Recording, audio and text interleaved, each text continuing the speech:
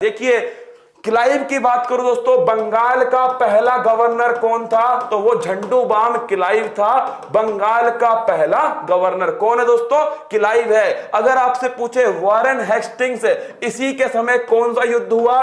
प्लासी का युद्ध हुआ। किसका दोस्तों? प्लासी का युद्ध 1757 में किसके समय हुआ था? ये हुआ था दोस्तों क्लाइव के समय। अगला क्वेश्चन, वॉरेन हेस्टिंग्स स्टार लगाओ दोस्तों।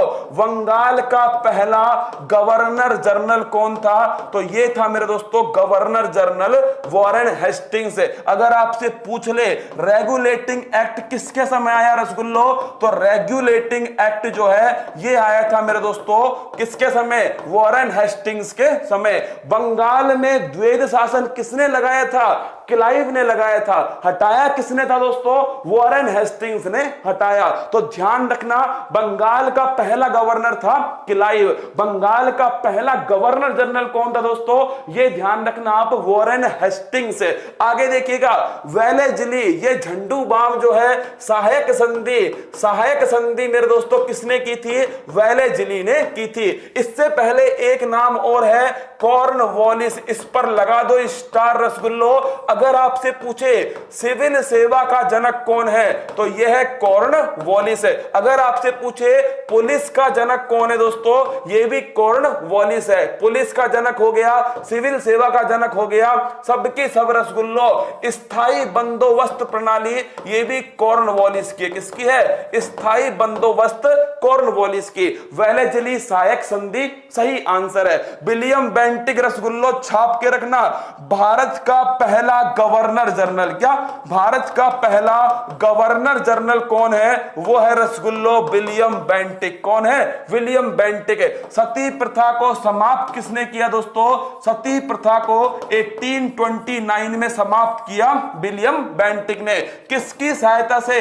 राजा राम मोहन राय की सहायता से। डलहौजी रसगुल्लो, ध्यान रखना, डलहौजी झंडू बाम के समय क्या था? पहली बात तो पहली ट्रेन चलती है 1853 में दोस्तों। कहां से कहां तक? मुंबई से थाने के बीच में। डलहौजी के समय ही मेरे दोस्तों नोट कर लो, इसी के समय व्यपगत सिद्धांत हड़पने की जो नीति है रसगुल्लो, ये किसके द्वारा आती है? डलहौजी के द्वारा।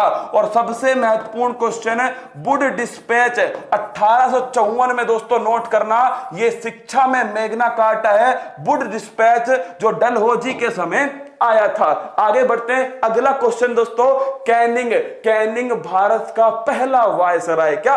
कैनिंग जो है दोस्तों यह है भारत का पहला वायसराय। और लिख लो 1857 की जो क्रांति है इसमें दोस्तों अगर आपसे पूछे कौन वायसराय था तो यह था कैनिंग भाई साहब। कौन? कैनिंग। लिटन की बात हो ही चुकी है। रिपन स्टार लगा के नोट करना, स्थानीय स्वशासन का जनक कौन है? यह है दोस्तों कौन है? यह है रिपन, स्थानीय स्वशासन का जनक है। अगला क्वेश्चन आपसे पूछेगा रिपन के बारे में दोस्तों, लिख लीजिए आप। अगर आपसे पूछे दशकीय आधार पर जनगणना कहां से स्टार्ट होती है तो यह होती है दोस्तों 1881 में रिपन के काल से। लेकिन माय डियर रसगुल्ला, अगर पूछे जनगणना कब स्टार्ट हुई? 1872 में मेयो के काल में जनगणना स्टार्ट हो गई। लेकिन दशकीय आधार पर जनगणना ये स्टार्ट होती है दोस्तों 1881 में। रिपन के कार्यकाल में क्या? रिपन के कार्यकाल में एक विवाद होता है, इलवाइट बिल विवाद। क्या नाम है? इलवाइट बिल विवाद मेरे दोस्तों। ये भी किसके कार्यकाल में होता है? ये भी रिपन के कार्यकाल में होता है। आगे बढ़ते हैं, अगला क्वेश्चन, करजन दोस्तों। करजन पूछे आपसे 1905 बंगाल विभाजन किसके कार्यकाल में हुआ था? ये करजन के कार्यकाल में होता है 1905 का बंगाल विभाजन। चेम्सफोर्ड नोट लगाओ दोस्तों। अगर पूछे रोलेट एक्ट के समय कौन मेरे दोस्तों भारत में गवर्नर जनरल था? वो था रोलेट एक्ट के समय वायसराय था चेम्सफोर्ड। और ये 1919 में आता है। चेम्सफोर्ड ही मेरे दोस्तों लिख लेना। असहयोग आंदोलन इस समय कौन था? ये भी दोस्तों चेम्सफोर्ड था। लिनलिथगो, बड़ा इंपॉर्टेंट क्वेश्चन है। भारत छोड़ो आंदोलन, क्या भारत छोड़ो आंदोलन, इसमें कौन था मेरे दोस्तों? इसमें वायसराय था लिनलिथगो। स्टार लगा लो, छाप लो इन दोनों क्वेश्चन को।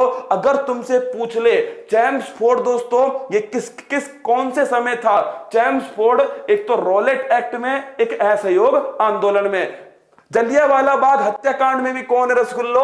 यही तो है, जलियांवाला बाग हत्याकांड में भी मेरे दोस्तों तो भी कौन था वायसराय? तो भी था चैम्सफोर्ड। और लिनलिथगो 1942 में भारत छोड़ो आंदोलन के समय। डफरिन अगर आपसे पूछ ले कांग्रेस की जब स्थापना होती है उस समय कौन था दोस्तों?